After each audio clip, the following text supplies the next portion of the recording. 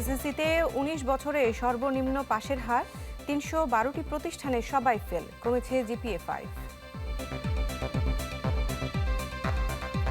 0% যদি কোনো স্কুলে কলেজ মাদ্রাসা পাস করে সেগুলোকে অ্যাড্রেস করা, এই এক্সপেরিয়েন্সটি আমার আছে এবং সেই এক্সপেরিয়েন্সের আলোকেই আমরা কাজ করি। ঢাকার ক্ষোভের কারণ বুঝতে পেরেছে দিল্লি, বাংলাদেশের উপর আঘাত আসে এমন কিছু না করার স্পষ্ট বার্তা।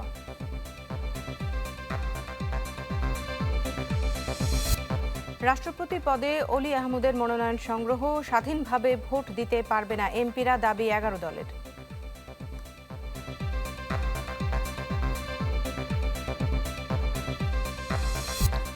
ঋণের নামে 500 কোটি টাকা আত্মসাতের অভিযোগ, শাহাবুদ্দিন এসালম সহ 38 জনের নামে দুদকে নালিশ।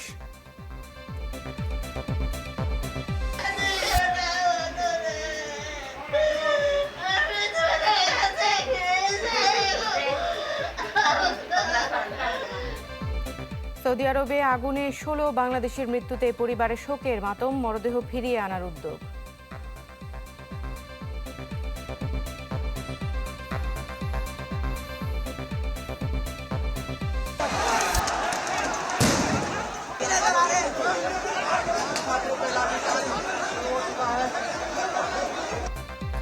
এবার জেনজি বিক্ষোভে উত্তাল ভারতের ঝাড়খণ্ড, রাঁচিতে শিক্ষার্থীদের ওপর পুলিশের লাঠিচার্জ, জলকামান।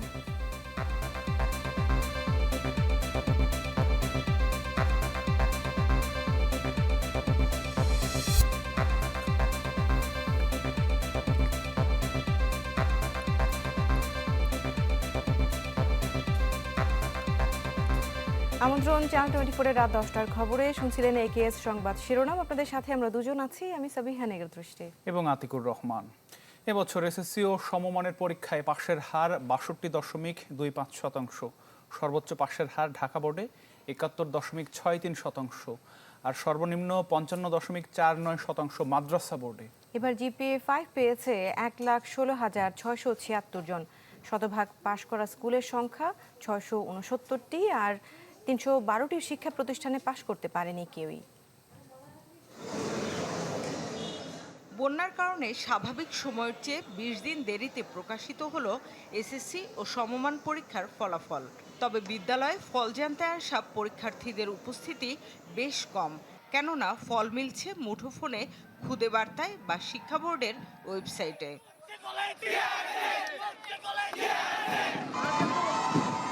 তবু কেউ কেউ এসেছেন সহপাঠীদের সাথে আনন্দ ভাগাভাগি করে নিতে। আমার তো এখনো বিশ্বাস হচ্ছে না যে আমি জিপিএ-5 পাইছি, গোল্ডেন। আমার লেগে এখনো শকে আছি। ফলাফল দেখে খুবই খুশি হয়েছি, বিশেষ করে আব্বু আম্মুর মুখে যে হাসিটা ছিল ওইটা দেখে সবচেয়ে বেশি ভালো লেগেছে। সচিবালয়ে ফলাফলের বিস্তারিত তুলে ধরেন শিক্ষামন্ত্রী। এবছর 9টি সাধারণ শিক্ষা বোর্ড, মাদ্রাসা এবং কারিগরি শিক্ষা বোর্ড মিলিয়ে গড় পাশের হার 62.25%, যা গেল বছরের তুলনায় 6.2% কম। আর 18,29,485 জন পরীক্ষার্থীর মধ্যে জিপিএ-5 পেয়েছে 1,16,676 জন, যা গত বছরের চেয়ে 22,356 জন কম। আর উত্তীর্ণ না হওয়ার সংখ্যাও অনেক, 7 লাখের কাছাকাছি। যারা ভালো ফলাফল করেছে তাদেরকে অনুপ্রেরণা দেন, যেসব শিক্ষা প্রতিষ্ঠান ভালো করেছেন তাদের স্বীকৃতি দেন, এবং যেসব জায়গায় সমস্যা রয়েছে সেগুলো আমরা একসাথে আইডেন্টিফাই করি এবং একসাথে সবাই মিলে সমাধান করবো ইনশাল্লাহ। এবছর সব শিক্ষা বোর্ডের মধ্যে পাশের হারে সবচেয়ে এগিয়ে ঢাকা বোর্ড, 71.63%। এরপর যশোর বোর্ডে 66.27%, কুমিল্লা বোর্ডে 65.42%, রাজশাহী বোর্ডে 63.67%, বরিশাল বোর্ডে 60.35%, চট্টগ্রাম বোর্ডে 59.48%, সিলেট বোর্ডে 58.33%, দিনাজপুরে 58.05%, এবং সাধারণ শিক্ষা বোর্ডের মধ্যে সবচেয়ে কম পাশের হার ময়মনসিংহ বোর্ডে 57.39%। এছাড়া কারিগরি বোর্ডে পাশের হার 58.20%। 11টি শিক্ষা বোর্ডের মধ্যে সবচেয়ে কম পাশের হার মাদ্রাসা বোর্ডে 55.53%। 4.9%। ইংরেজি এবং গণিত এই দুইটা বিষয়ই ফেলের হার খুব বেশি যায় এবং পাশের হারকে কমিয়ে দেয়। আর শতভাগ পাশ করা প্রতিষ্ঠানের সংখ্যা 669টি এবং একজনও পাশ করতে পারেনি 312টি শিক্ষা প্রতিষ্ঠানে। এবারও যথারীতি মেয়েরা পরীক্ষায় ছেলেদের চেয়ে কম সংখ্যক অংশ নিয়ে বেশি পাশ করেছে। জিপিএ 5-এও এগিয়ে ছাত্রীরা। এবং 0% যদি কোনো স্কুলে কলেজ মাদ্রাসা পাস করে সেগুলোকে অ্যাড্রেস করা, এই এক্সপেরিয়েন্সটি আমার আছে এবং সেই এক্সপেরিয়েন্সের আলোকেই আমরা কাজ করব। এবছর একাদশ শ্রেণীতে আসন আছে 25 লাখ। ভর্তি প্রক্রিয়া শেষ হবে 15 সেপ্টেম্বরের মধ্যে। শামিমা সুলতানা, চ্যানেল 24, ঢাকা। আকাশচুম্বী ফলাফলের ট্রেন্ড ভেঙে গত 2 বছর ধরে উল্টো ধারায় এসএসসি পরীক্ষার ফলাফল। 19 বছরের মধ্যে এবার পাশের হার সবচেয়ে কম, 62.25%। কেবল তাই নয়, কমেছে জিপিএ 5 এর সংখ্যাও। পাবলিক পরীক্ষার ফলাফলের এমন পরিবর্তনকে নিম্নগামী নয় বরং স্বাভাবিক হিসেবে দেখছেন শিক্ষাবিদরা। আবির হোসেনের রিপোর্টে বিস্তারিত। এসএসসিতে লাখ লাখ জিপিএ 5 আর শতভাগ ছুঁই ছুঁই পাশের হার ছিল গত 1.5 দশকের বাস্তবতা। কিন্তু রাজনৈতিক পট পরিবর্তনের পরের কয়েক বছরে বড় ধরনের ছেদ পড়েছে সেই ধারায়। প্রশ্ন উঠছে, এটি ফলাফলের অবনতি নাকি শিক্ষা ব্যবস্থায় ফিরছে বাস্তবতার প্রতিচ্ছবি। গত 19 বছরে এসএসসির ফলাফল বিশ্লেষণ করে দেখা যায় 2007 সালে পাশের হার ছিল মাত্র 57.37%। এরপর থেকে যেন পাল্লা দিয়ে বাড়তে থাকে এসএসসি পরীক্ষায় পাশের হার ও জিপিএ 5। এমনকি 2014-21 সালে পাশের হার দাঁড়ায় 90% বেশি। তবে এবার যেন সেই ঊর্ধ্বমুখী ধারায় লাগাম টেনেছে এবারের ফলাফল। এবছর এসএসসি ও সমমান পরীক্ষায় পাশের হার নেমে এসেছে 62.25%, যা গত 19 বছরের মধ্যে সর্বনিম্ন। এমন ফলাফলকে বাস্তবসম্মত বলছেন শিক্ষা সংশ্লিষ্টরা। তাদের মতে দীর্ঘদিন ধরে ফলাফলের ধারাবাহিক উন্নতির সঙ্গে শিক্ষার্থীদের প্রকৃত দক্ষতা ও জ্ঞান অর্জনের বিষয়টি সবসময় সমানতালে হয়নি। তখন হচ্ছে জিপিএ 5 এর পিছনে দৌড়ানোর একটি প্রতিযোগিতা দেখেছিলাম। শিক্ষা প্রতিষ্ঠান, বাবা মা, আমরা সবাই জিপিএ 5 এর পিছনে দৌড়াতাম, যার ফলে শিক্ষার্থীরা ভালো শিক্ষার পরিবর্তে গুণগত শিক্ষার পরিবর্তে জিপিএ 5 এর পিছনে দৌড়িয়েছে, যার ফলাফলটি আমরা মোটেও ভালো হয়নি। তবে যারা এবার ভালো ফলাফল করতে পারেনি তাদের প্রতি সহানুভূতির দৃষ্টিভঙ্গি বজায় রাখার পরামর্শ দিয়েছেন শিক্ষাবিদরা। অভিভাবক হিসাবে কিন্তু অভিভাবকরা চান তাদের সন্তান মানসিক চাপে না থাকুক, আনন্দ সহকারে পড়াশোনা করুক, কিন্তু তারাও বাস্তবতার খাতিরে বাধ্য হন। আমাদের জব সেক্টরটা ছোট বলেই হয়তোবা অভিভাবকরা মনে করেন বা ছেলে বা সন্তানকে ডাক্তার বা ইঞ্জিনিয়ার বানাতে হবে, এর বাইরে তারা দেখছেন না। ফলে রেজাল্ট ছাড়া আর কোনো কিছু তাদের মাথায়ও আসছে না, উদাহরণও পাচ্ছেন না। বাংলাদেশের পাবলিক পরীক্ষায় ফলাফল ভিত্তিক মূল্যায়ন প্রসঙ্গে কথা হয় হার্ভার্ড বিশ্ববিদ্যালয়ের অধ্যাপক পল জে লে ব্লাঙ্কের সঙ্গে। চ্যানেল 24-কে তিনি বলেন, বর্তমান বিশ্বে সফল হতে গেলে শুধুমাত্র ফলাফলের উপর নির্ভর না করে শিক্ষার্থীদের সমস্যা সমাধানের সক্ষমতা, প্রযুক্তিগত জ্ঞান ও বাস্তবমুখী দক্ষতার উপরও গুরুত্ব দিতে হবে। From a government perspective, we really have to make sure people have access to the tools. AI is an incredibly powerful tool that if we can get it in the hands of smart young people in a place like Bangladesh, they can start to solve very difficult problems on their own, because the world is going to provide them no end of problems, and they need to sort of be able to know how to unpack a problem, how to think about a problem, how to solve a problem. যুগ বদলেছে শিক্ষার ধরন এবং চাকরির বাজার। তাই শুধুমাত্র GPA 5 কিংবা ফলাফল ভিত্তিক শিক্ষা ব্যবস্থা গড়ে তুলে এইসব শিক্ষার্থীদেরকে আগামী বিশ্বের জন্য দক্ষ করে তোলাই হবে এই সরকারের প্রধান চ্যালেঞ্জ। আবির হোসেন, চ্যানেল 24, ঢাকা। বাংলাদেশের উপর আঘাত আসে এমন কিছু না করতে ভারতকে স্পষ্ট বার্তা দেওয়া হয়েছে, জানিয়েছেন পররাষ্ট্রমন্ত্রী ডক্টর খলিলুর রহমান। তার দাবি, শেখ হাসিনার সংবাদ সম্মেলন নিয়ে বাংলাদেশের ক্ষোভের কারণ বুঝতে পেরেছে ভারত। এদিন প্রধানমন্ত্রী তারেক রহমানের সাথে ভারতীয় হাইকমিশনারের সাক্ষাতে হাসিনাকে দ্রুত ফেরত দেওয়ার তাগিদও দেওয়া হয়েছে। ক্ষমতাচ্যুত শেখ হাসিনার সংবাদ সম্মেলন ঘিরে ঢাকা দিল্লি সম্পর্কের টানাপোড়েনের মাঝেই সচিবালয়ের প্রধানমন্ত্রীর সাথে দেখা করেন ভারতীয় হাইকমিশনার দীনেশ ত্রিবেদী। 25 জুন আনুষ্ঠানিকভাবে দায়িত্ব পাওয়ার পর এটি তারেক রহমানের সাথে তার প্রথম সাক্ষাৎ। বৈঠকে দ্বিপক্ষীয় বিভিন্ন ইস্যু ছাড়াও শেখ হাসিনাকে ফেরানোর প্রক্রিয়া ত্বরান্বিত করতে ভারতকে তাগাদা দেয় বাংলাদেশ। পরে স্বরাষ্ট্রমন্ত্রীর সাথে দেখা করেন দীনেশ ত্রিবেদী। দুই সৌজন্য সাক্ষাৎ নিয়ে ভারতীয় দূত কথা বলেন ভালো আলোচনা হয়েছে, গণতন্ত্রে ইস্যু থাকবেই, আলোচনার মাধ্যমে সব সমস্যার সমাধান সম্ভব। আমার প্রধানমন্ত্রীও আমাকে সবসময় এইটা বলেছে যে সম্পর্ক ভালো থাকা বিশেষ দরকার, নাহলে আমি কেন আসতাম। এদিকে পররাষ্ট্রমন্ত্রী জানান 5 আগস্টের সংবাদ সম্মেলন নিয়ে বাংলাদেশের ক্ষোভের কারণ বুঝতে পেরেছে ভারত। রাষ্ট্রের প্রতি শেখ হাসিনার বৃদ্ধাঙ্গুলি দেখানোর বিষয়টি ভারতকে জানিয়েছে বাংলাদেশ, আর তা অনুধাবন করেছে দিল্লি। 5 তারিখে হাসিনা যে কাজটি করেছে সেটা হচ্ছে বাংলাদেশের জুডিশিয়ারি রাষ্ট্রের একটি স্তম্ভতার প্রতি বৃদ্ধাঙ্গুষ্ঠী দেখিয়েছে এবং সেই কাজটি ভারত সরকার করতে দিয়েছে। সুতরাং আমরা এই কথাটা আমি গতকালকে বলেছি যে আমাদের রাষ্ট্রের পুরো কাঠামোর প্রতি আমরা চাই সারা বিশ্বের সকল দেশ শ্রদ্ধাশীল হোক এবং আমরা আশা করব আমাদের এই বিষয়টি ভারত সরকার অনুধাবন করবেন। আমার ধারণা হচ্ছে তাদের সঙ্গে কথা বলে তারা জিনিসটা বুঝতে পেরেছেন। ডক্টর খলিলুর রহমান জানান দুই দেশের সম্পর্ক এগিয়ে নিতে ইতিবাচক পরিবেশের তাগিদ দেওয়া হয়েছে। দুই দেশের সম্পর্ক এগিয়ে নিয়ে যাওয়ার জন্য যে এনেবলিং এনভায়রনমেন্ট দরকার, সেই ধরনের পরিবেশ সৃষ্টির ব্যাপারে গুরুত্ব আরোপ করা হয়েছে। ওসমান হাদির হত্যাকারীদের ফেরত দিতে ভারত সরকারকে উদ্যোগ নেওয়ার তাগিদ দেন পররাষ্ট্রমন্ত্রী। ভারত যে সমস্ত কাগজপত্র চেয়েছিল সবকিছু তাদের দিয়েছে, এই বিষয়টা এসছে আমাদের জন্য, এটা অত্যন্ত একটা সেন্সিটিভ বিষয়। এদিকে প্রধানমন্ত্রী ও স্বরাষ্ট্রমন্ত্রীর সাথে সাক্ষাৎ শেষে বিকেলে ঢাকা থেকে দিল্লি যান ভারতীয় হাইকমিশনার। মোর্শেদ হাসিব, চ্যানেল 24, ঢাকা। 17 বছর ধরে দেশকে ঋণ ও আমদানির উপর নির্ভরশীল করে তোলা হয়েছিল। সেই অবস্থার পরিবর্তন করে বাংলাদেশকে নতুনভাবে পুনর্গঠন করতে হবে, এসব বললেন প্রধানমন্ত্রী তারেক রহমান। জানান, এমন একটি রাষ্ট্র গড়ে তোলা হবে যেখানে থাকবে মানবিকতা, জবাবদিহিতা আর আইনের শাসন। এসডিজি ভিলেজ, যেখানে গ্রাম পর্যায়ে বাস্তবায়ন হবে টেকসই উন্নয়ন লক্ষ্যমাত্রার নানা পরিকল্পনা। এসডিজির লক্ষ্যগুলো গ্রাম পর্যায়ে বাস্তবায়নের জন্য প্রথমবারের মতো পাইলট প্রকল্প নিয়েছে সরকার।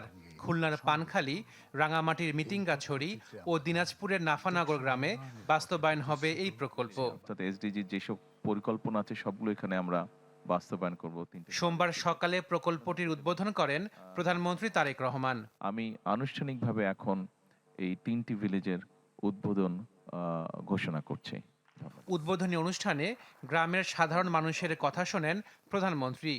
এসডিজি ভিলেজে কি কি থাকবে এবং কিভাবে ধাপে ধাপে সেগুলো বাস্তবায়ন করা হবে সেই পরিকল্পনার কথা জানান সরকার প্রধান। আমি আশা করি এসডিজি ভিলেজ বর্তমান সরকারের নির্বাচনী অঙ্গীকারকে একটি আন্তর্জাতিকভাবে স্বীকৃত ডেভেলপমেন্ট মডেল হিসেবে বিশ্বের সামনে তুলে ধরার একটি দৃষ্টান্তমূলক প্ল্যাটফর্ম হিসেবে গড়ে উঠবে।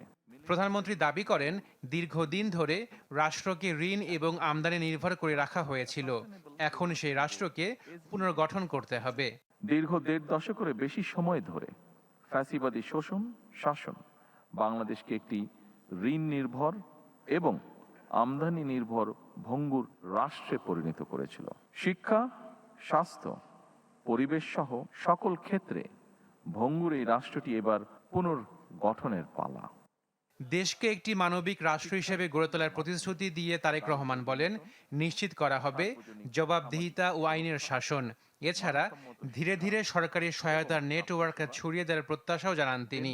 একটি গণতান্ত্রিক রাষ্ট্র যেখানে থাকবে অবাধ নির্বাচন, আইনি শাসন এবং প্রাতিষ্ঠানিক জবাবদিহিতা।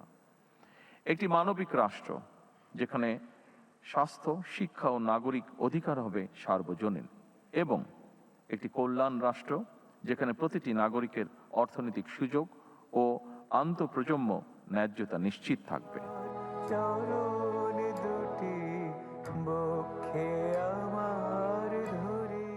পরে প্রধানমন্ত্রী সহ আমন্ত্রিত অতিথিরা উপভোগ করেন সাংস্কৃতিক অনুষ্ঠান।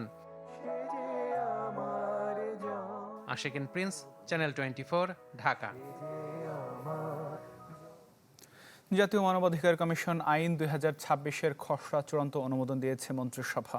সচিবালয়ে মন্ত্রিসভা কক্ষে প্রধানমন্ত্রী তারেক রহমানের সভাপতিত্বে বৈঠক হয়। আইনের খসড়ায় কমিশন গঠন এবং এর মেয়াদকাল সম্পর্কে সুনির্দিষ্ট বিধান রাখা হয়েছে।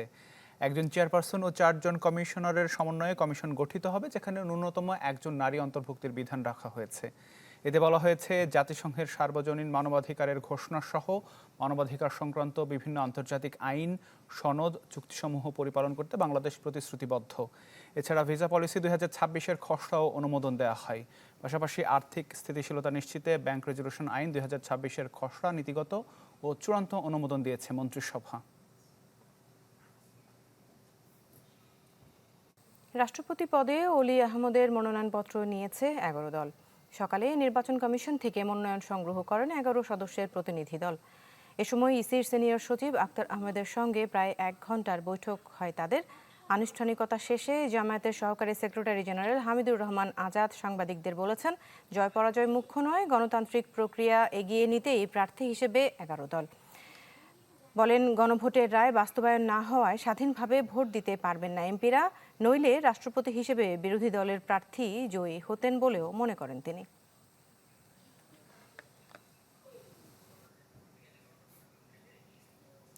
সাবেক রাষ্ট্রপতি মোহাম্মদ শাহাবুদ্দিন, এস আলম সহ 38 জনের বিরুদ্ধে দুদকে অভিযোগ দিয়েছে ইসলামী ব্যাংক, যেখানে ঋণের নামে প্রায় 500 কোটি টাকা আত্মসাতের অভিযোগ আনা হয়েছে। অভিযোগে বলা হয়, ঋণ অনুমোদন ও অর্থ ছাড়ে অনিয়মের মাধ্যমে ইসলামী ব্যাংকের বিপুল টাকা আত্মসাৎ করা হয়েছে। এ ঘটনায় সাবেক রাষ্ট্রপতি মোহাম্মদ শাহাবুদ্দিন ও এস আলম সহ 38 জনকে আসামি করা হয়েছে। প্রভাবশালী ব্যক্তিদের সংশ্লিষ্টতা ও ব্যাংকের অনিয়মের সুযোগ নিয়ে ঋণের নামে তারা এই অর্থ সরিয়ে নেয় বলে অভিযোগে উল্লেখ করা হয়।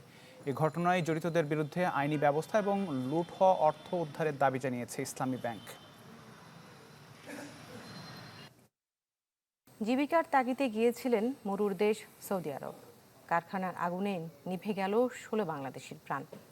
সম্বলের সবটুকু দিয়ে বিদেশে পাঠানো সন্তানদের হারিয়ে নওগাঁ ও নাটোরের গ্রাম জুড়ে এখন কান্নার রোল। নিহত পরিবারগুলোকে সহায়তা ও মরদেহ দেশে ফিরিয়ে আনার চেষ্টার কথা জানিয়েছে জেলা প্রশাসন। ধোয়ার কুণ্ডলি, আগুনের লেলিহান শিখায় পড়ছে প্রবাসীর স্বপ্ন। বাঁচার শেষ চেষ্টাটাও হার মেরেছে মৃত্যুর কাছে। সৌদি আরবের রিয়াদের মুসা সানাইয়া এলাকায় ভয়াবহ আগুনে পুড়ে অঙ্গার 16 বাংলাদেশি। মারে কথা করতেন না, মা আর কথা কমবো না নি, মা মা গুটে গেছে, আর দেখা হবে না, সবাই দোয়া করো। মৃত্যুর আগে এমন অডিও বার্তা পাঠিয়েছিলেন প্রাণ হারানো মোহন। আগুনে মারা গেছে ছোট ভাই সুমন। এরপর সারা মেলেনি তারও। বাবারও আমার এই সওয়াল, এই সওয়াল। হাজার হাজার মাইল দূরে মারা যাওয়া স্বজনের শোক ছুঁয়েছে নওগাঁর আত্রাই উপজেলায়। একই পরিস্থিতি পারকাসুন্দা, ডুবাই, সাধননগর সহ কয়েকটি গ্রামে। পরিবারের উপার্জনক্ষম মানুষকে হারিয়ে বাকরুদ্ধ পরিবারগুলো। ওরা কেউ বাড়াবার পারেনি, একদম ওরা কয়লা হয়ে গেছে। সবাই টাকা সুদের উপর নিছে, আবার কিস্তির টাকা তুলিছে। আর গরিব ফ্যামিলি কেউ সচ্ছল না। আমাদের সন্তানরা আমাকে দেশে যেন ফিরিয়ে দেয়নি, সরকারের কাছে আবেদন এটাই আমরা চাই। একই ঘটনায় নিহত আরো 3 জনের বাড়ি নাটোরের নলডাঙ্গায়। টেলিফোনে বিয়ে হয়েছে 2 বছর। আশা ছিল শিগগিরই দেশে ফিরে নতুন বউয়ের মুখ দেখবেন সাব্বির আহমেদ শুভ, কিন্তু সব থামিয়ে দিল দুর্ঘটনার আগুন। প্রথম সন্তানের মুখটাও দেখা হলো না শামীমের। আর হৃদয়কে হারিয়ে নির্বাক বাবা মা। সরকার আমার বেটাকে আমার বুকে দিয়ে পাঠায়, আমি কোথায় মশা মাঠে দেব, আমি কি খাবো? কেউ দেখলো না গো। প্রশাসন জানায়, মরদেহগুলো ফিরিয়ে আনতে সংশ্লিষ্ট দূতাবাসে যোগাযোগ করছেন তারা। মরদেহ ওই দেশ থেকে আনার জন্য যতটুকু সহযোগিতার প্রয়োজন, এছাড়াও এই স্থানীয়ভাবে তার যদি এখন কোনো প্রয়োজন বা ভবিষ্যতে কোনো প্রয়োজন হয়, তাহলে অবশ্যই স্থানীয় প্রশাসন তার পাশে আছে। একসাথে এত প্রবাসীর মৃত্যুতে শোক জানিয়েছে সৌদির বাংলাদেশ দূতাবাস, প্রবাসী কল্যাণ মন্ত্রণালয় সহ সরকারের বিভিন্ন মহল। সানজিদা শান্তা, চ্যানেল 24। রাজধানীর বিমানবন্দর এলাকায় প্রকাশ্য দিবালোকে অস্ত্রের মুখে ছিনতাই হয়েছে 1,21,00,000 টাকা। এতে বাধা দেয় এক ফিলিং স্টেশন কর্মীকে কুপিয়ে জখম করেছে দুর্বৃত্তরা। জড়িতদের ধরতে অভিযান চালাচ্ছে পুলিশ। 9 আগস্ট সকাল 10:30। হযরত শাহজালাল আন্তর্জাতিক বিমানবন্দর এলাকার ক্রাউন প্লাজার সামনের সড়ক। 3টি মোটরসাইকেল থেকে নামেন 6 অস্ত্রধারী। এরপর সড়কের উল্টো পাশের ডিএল ফিলিং স্টেশনের 1,21,75,000 টাকা ছিনিয়ে নেয় তারা। প্রতিষ্ঠানটির ম্যানেজার জানান, প্রথমে সহকারী ম্যানেজার আলামিনের বুক ও মাথায় পিস্তল ঠেকায় দুর্বৃত্তরা। টাকার ব্যাগ ছিনিয়ে নেয়ার পর চাপাতি দিয়ে এলোপাতাড়ি কুপিয়ে পালিয়ে যায় তারা। 1,21,50,000 বা 70-75 এর মধ্যেই টাকা নিয়ে গেছে। ড্রাইভার আর যে সাথে গেছে ওদের ভাষ্য মতে যে ওরা পিস্তল ধরছে, পিস্তল দিয়ে গুলি করে নেই, চাপাতি দিয়ে কোপ মারছে। ব্যস্ত বিমানবন্দর সড়কে দিন দুপুরে এমন ভয়াবহ ছিনতাইয়ের ঘটনায় উদ্বেগ তৈরি হয়েছে জনমনে। 3টা মোটরসাইকেল জায়গা ওই জায়গা দাম করে সন্ত্রাসীরা ব্যাগ করে এই পিস্তল টাকা খুব দিয়ে ব্যাগটা নিয়ে গেছে। কিছু হইলে পোজ দেয়, ভয় দেখায়, পিস্তল ঠেকায়, আর চাঁদাবাজি তো আছেই অহরহ। পুলিশ জানায়, সিসিটিভি ফুটেজ বিশ্লেষণ করে অপরাধীদের শনাক্তে কাজ করছে একাধিক টিম। আমাদের কাছে বেশ কিছু ক্লু আছে, যেহেতু তদন্ত হচ্ছে, তো বিস্তারিত আসলে এখনই প্রকাশ করা যাচ্ছে না। তবে আশা করা যায় যে দ্রুতই পুলিশি অভিযান চলছে, যেহেতু দ্রুতই এই দায়ী ব্যক্তিবর্গকে শনাক্ত করে টাকা উদ্ধার সহ তাদেরকে গ্রেপ্তার করা সম্ভব হবে। এই ঘটনায় এয়ারপোর্ট থানায় মামলা হলেও এখনও কেউ গ্রেপ্তার হয়নি। কাজী ফয়সাল, চ্যানেল 24, ঢাকা।